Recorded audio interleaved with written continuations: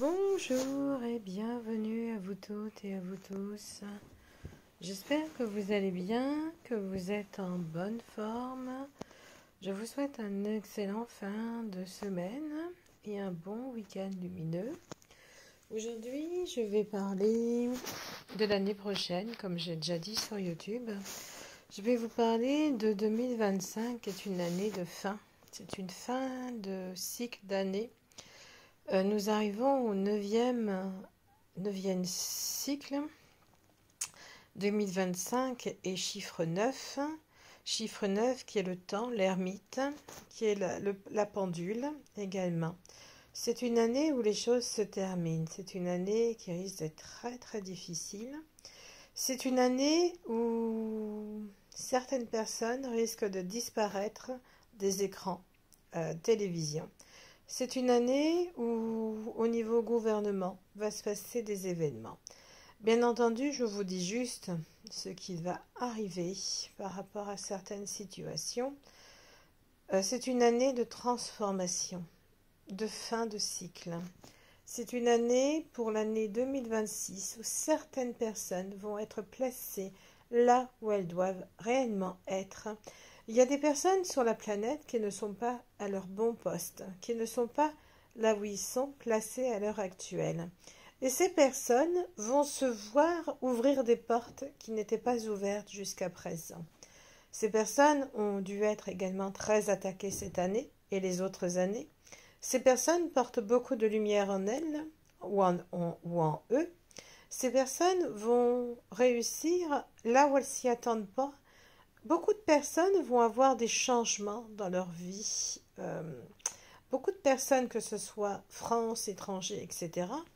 C'est une année où des changements également à venir pour c'est une fin de cycle, comme je disais bien. C'est une année de temps, de réflexion, de lever du voile. C'est une année de révélation. Alors, c'est une année où des gens vont vouloir partir de France, déménager, s'en aller rapidement. C'est une année également où il va y avoir des transmutations, des transformations.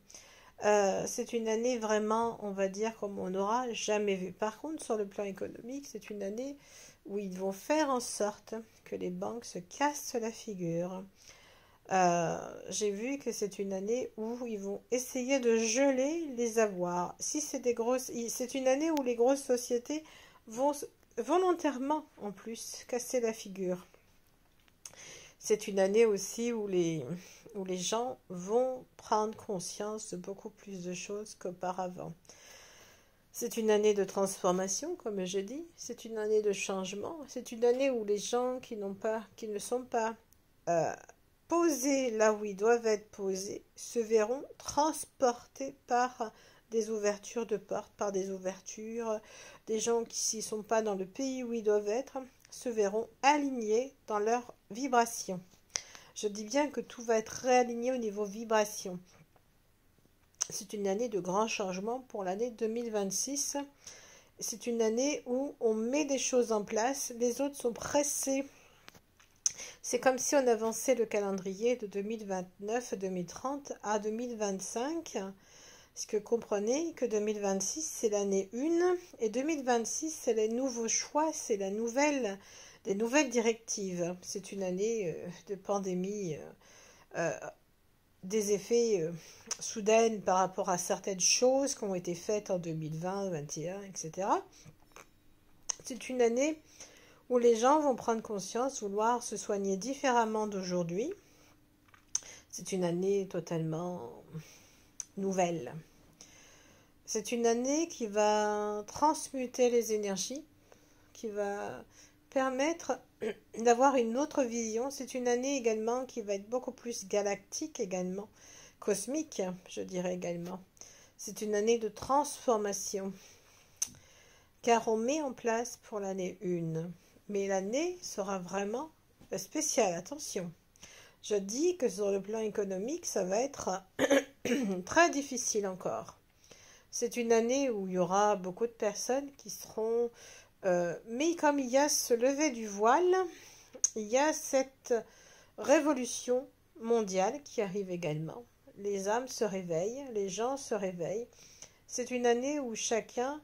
Il y a une entraide aussi qui arrive sur l'année 2025. 2026, c'est une année de réunité, de redépart. On redémarre quelque chose de différent.